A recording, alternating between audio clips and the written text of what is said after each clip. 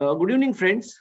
It is a pleasure to welcome you all to the first India Power Talk of the new year 2022.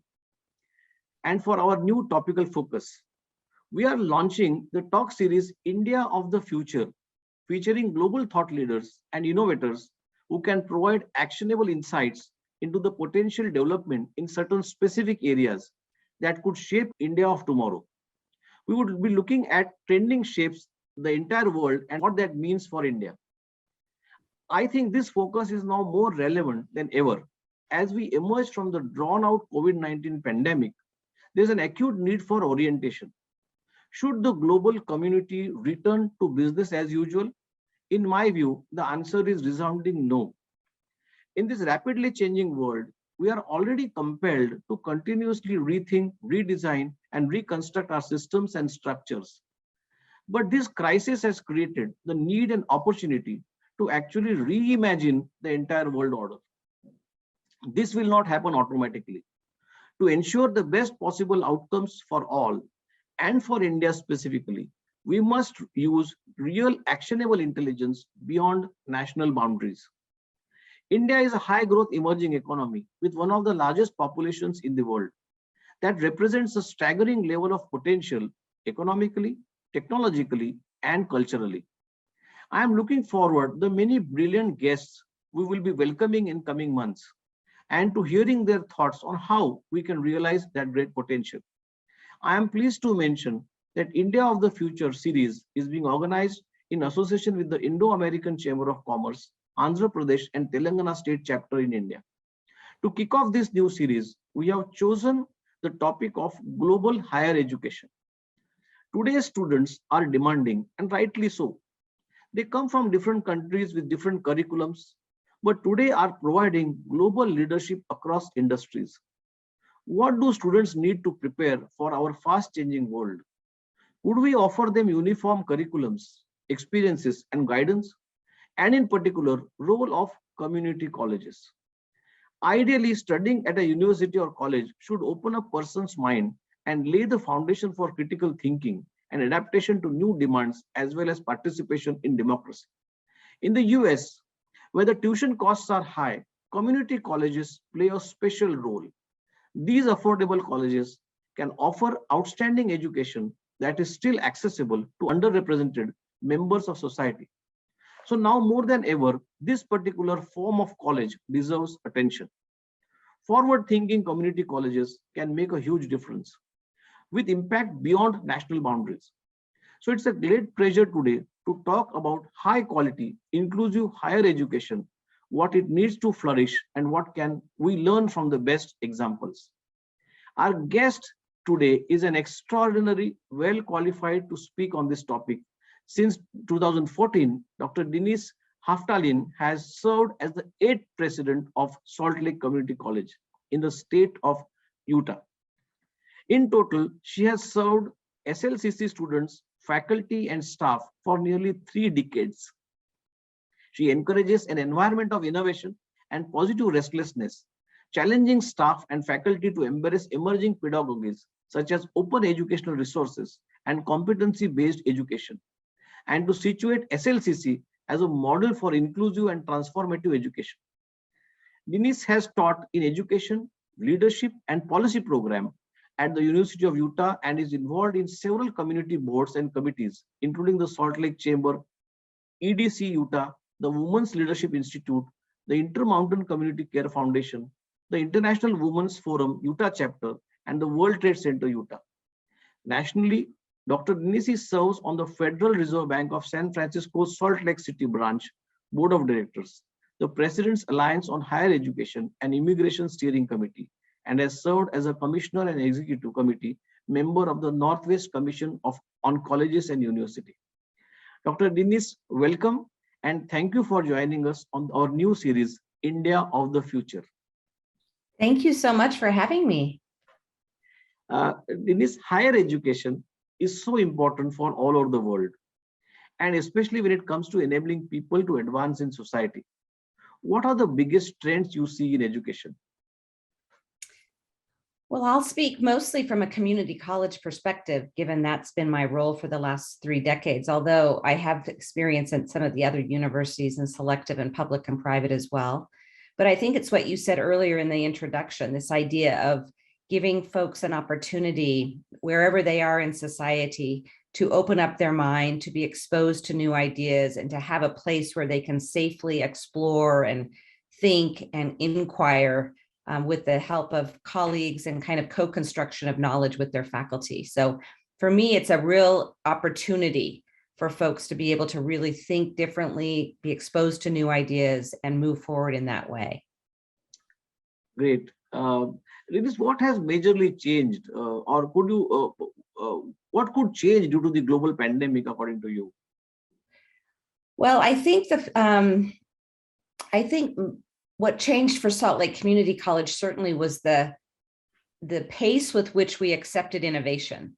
So oftentimes I think people are reluctant to change because they think they have the time and they want to do pilots and they want to get a proof of concept and they want to work before they commit too much to one thing. And when the pandemic hit us so quickly in March of 2020, we didn't have time for proof of concept. We didn't have time for any of that. So this idea of moving rapidly without a lot of certainty and being willing to fail and then fail again and then fail again until you could find the right way to do something, I think that opened up people's minds toward innovation, and it relaxed some of the concerns about innovation or the fear and gave people, an experience that was, not perfect by any means and certainly stressful, but it showed them how quickly innovation could really change the dynamic around them. And I think that was a really great lesson that we all learned. Deneece, you, in your own studies, you attended some of the most prestigious universities. And my question is, and what really attracted you to the community college? Because you have spent almost 3 decades there, and why Salt Lake City College specifically? Well, I think if you're familiar at all with the American higher education system, we have what I would call like a 3-tier system. So the community college space, and then more like a state university, and then the research university. And that's just the way we've been structured over the years. And different states have actually adopted that structure in a variety of ways. So when I was younger in my career, the colleges and universities that I went to were primarily either public or private, fairly selective universities. And many of their focus was on research rather than undergraduate education. When I was in Illinois working at Northwestern University, which I really enjoyed, there was a community college near me called Harper Community College, which was named after the William Rainey Harper, who was very, very kind of a king in higher education in America. And it was there that I realized I really went to that position really for utilitarian reasons. It was closer, the commute was better, the salary was better. But what I realized was that the whole focus was different. The focus was on teaching, the classes were small, and the access that students had was very, very different. So the tuition was so low that any student, almost any student who wanted to get an education was able to afford it.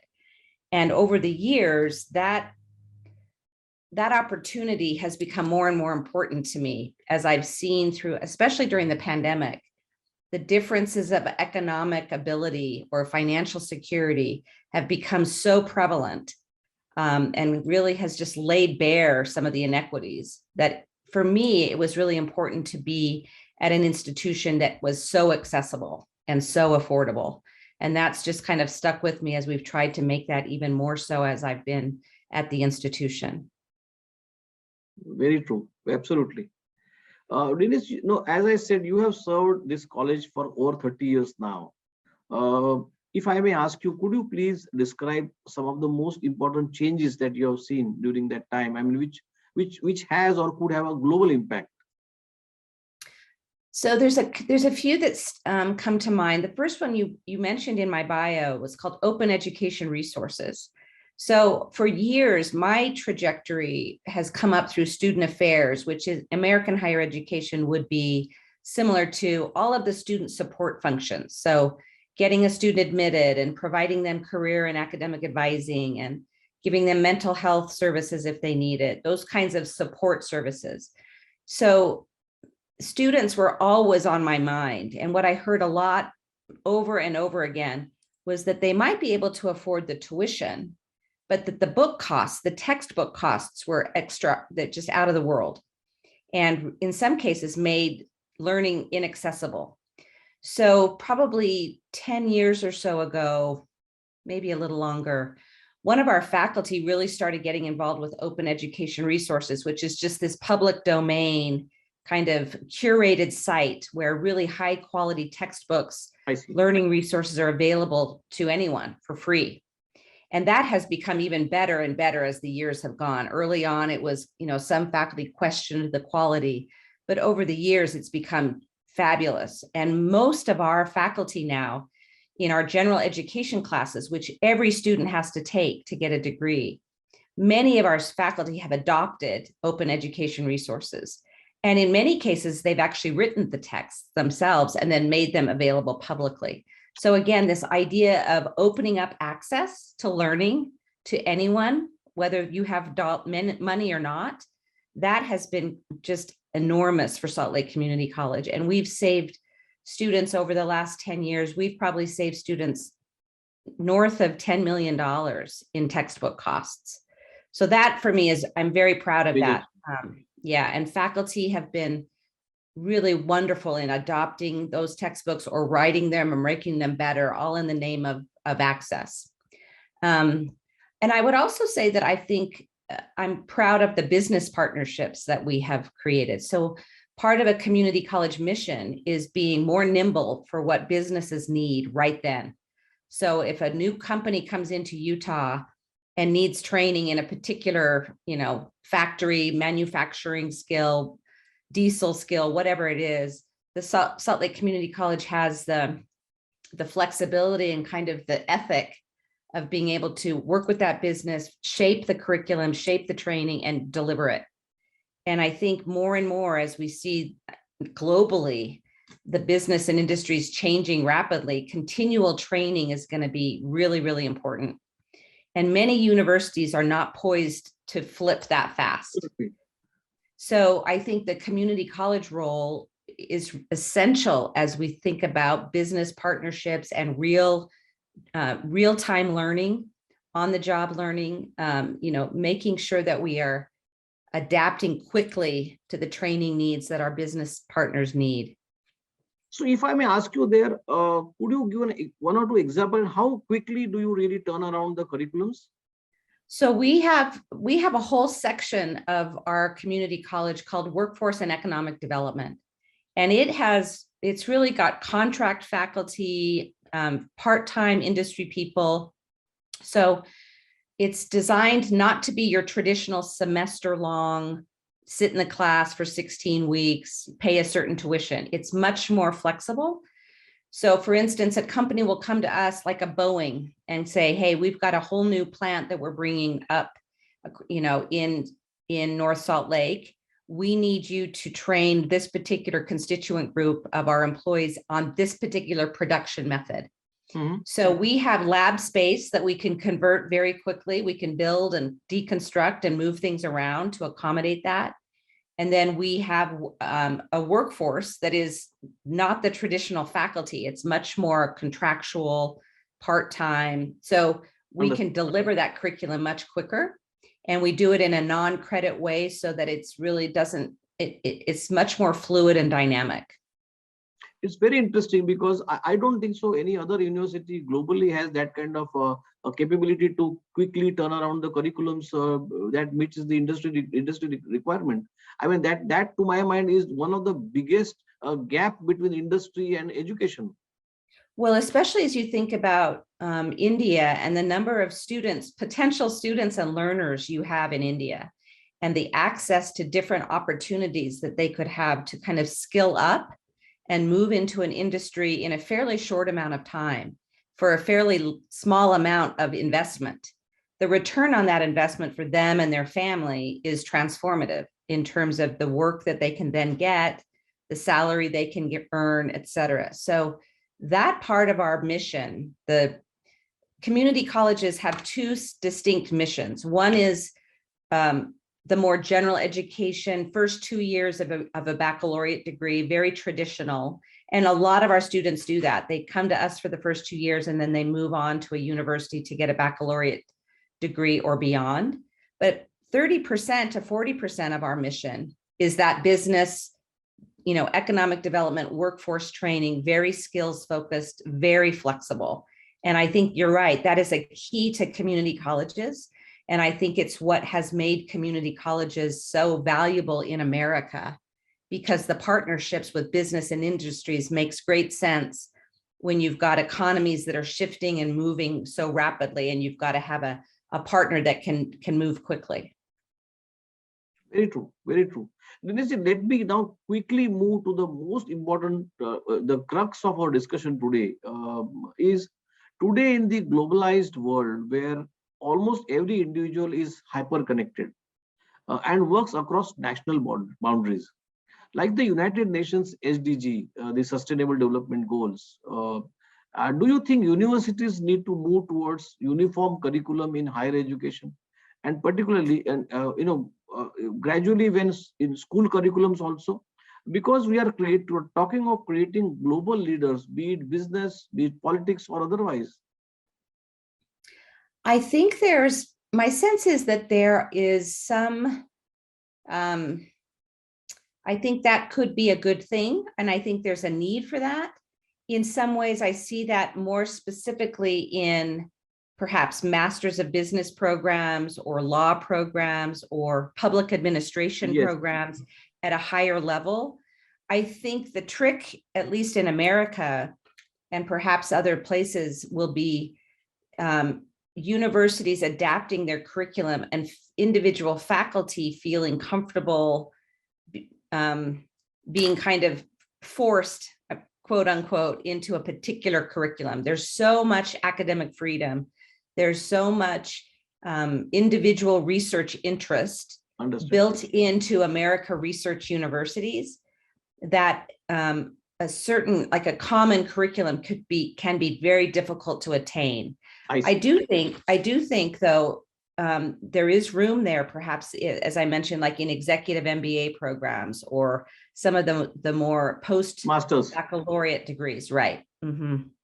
Yes, I do think that, I think it's very clear that, at least to me, that we have globally very common problems that we need to solve together as one world. And I think that the opportunity for faculty to work together on what that would look like is just mind-blowing. That would be amazing to see and watch happen. If we could harness that energy and make that happen, I think that would be remarkable. I think the practical application of that may be the sticking point. Sure. No, because particularly the pandemic has made all the doctors around the world work together, the scientists work together, the technologists are working together. So to my mind, when we are looking at just the world being a one village, I guess education is the only enabler. If that is at least to some extent common, it would help the future leaders. That's what I felt. Well, and I think what I like even more about the idea is not even necessarily that the curriculum is perfectly uniform, but I love the idea that we're actually talking across nations. Yes, absolutely. And taking a perspective that's global versus national. And, we've seen those philosophical debates swing in terms of, should we be looking globally or should we be looking internally? So even just that idea, I think, is a really important one to continue to talk about. Great. Thank you, Deneece. Now, looking back again, you have done in SLCC, you have done an incredible work. Now, what could you please share one or two top accomplishments which has made you really the happiest person or happiest dean? I think two accomplishments haven't actually been realized yet, but they're relatively new. So at community colleges in America, not typically, those have been institutions where students have come, taken a class, and then gone away, very commuter based. Whereas our universities, as you might know, have residential halls and students Yeah. live on campus. The effect of living on campus, the impact of living on campus actually is very strongly correlated to completion and success. So Salt Lake Community College is breaking ground in 2 months for our first residential hall. Wow. At the community college. And for many institutions, that won't feel like a big deal. But for Salt Lake Community College, it's been a long time coming. We've had administrations and leaders that haven't really seen that as a completion initiative. And we now realize with the affordable housing issues that we're facing in Utah, with the completion and success correlations that we know that happens, we're going to have that ability to house students on our campus. And we have many, many first generation students. Neither parent was able to go to college for some reason. Now those students will have an environment, affordable environment that they can live in safely. They can have access to services. They're right on campus. And I think that's going to be really important for some of our students to have that experience. So that's one. I think the other partnership that's new and again, just coming into fruition is we're building a new building. So Salt Lake Community College alongside the University of Utah, which is the research university in Salt Lake County. We're actually building a building together, and we're going to be housed, both the community college and the research university, in one building. And it's serving a portion of our county, which is fairly far away distance-wise from the research university. So it gives, again, access to either a community college associate degree or a university degree. But it's more efficient, it's less expensive, it's more accessible, and it, there's a lot of win-wins there for higher education. I hope that's a model for other Yes, it is. leaders and other states to do something similar. Indeed. No, you have been doing really great stuff, Deneece, I must say. But just as we talk about the good things, any moments of frustration? Oh, sure. I Because think typically education is like an elephant. To move anything, move an elephant, it's a huge task.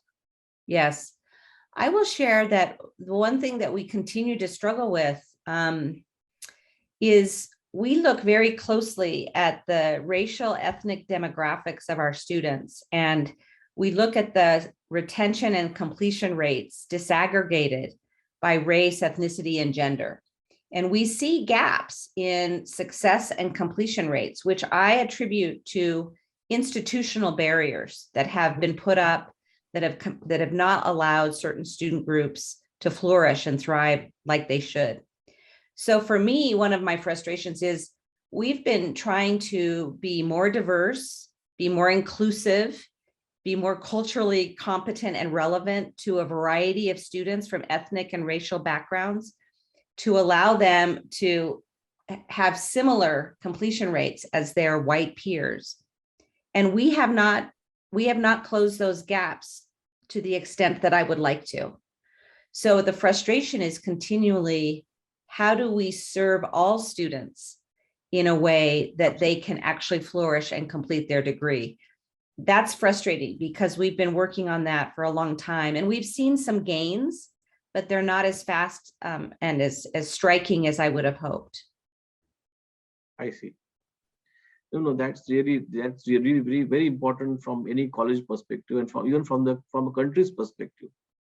Deneece, looking at other countries, and what do you think are the most important learnings they could draw from your experience at the Salt Lake Community College? And in particular, let me ask you, what could India, which is the largest young population or an emerging economy, learn from SLCC? Well, I just think just the model of community colleges, even if you were to just kind of impose community colleges that could then work into the universities that you have. My sense is that community college model gives more students from more diverse economic backgrounds access to higher education. And so that in my mind is just fundamental. Absolutely. Because it shifts the number of people in your economy who have good skills and who have been exposed to strong communication skills, written and oral, critical thinking skills, diverse perspectives. That can only help a community. And when you've got universities that aren't accessible financially or geographically, that keeps a whole group of people from having that opportunity. So that just the structure of a community college, I think, is a great thing to listen and think about. But then within the community college system, I think that business partnership, that connection between real life businesses in the community and what they need and the kind of workers they need, and a system that can be dynamic and accommodate those needs quickly, that has been, I think, very important for our industry leaders. We haven't done it all for them. I still go places and I have CEOs saying, I need more diesel mechanics. I need more construction workers. I need more, truck drivers. So we haven't met that need completely, but the foundation is there for that kind of training and that kind of partnership. And I think that's another lesson or model that you could certainly adapt to in India, and work with your chambers of commerce and your education facilities to make sure, what's happening there and how adaptable is that curriculum. Great. This has been really a fascinating, talk with you, and there's so much to learn from you.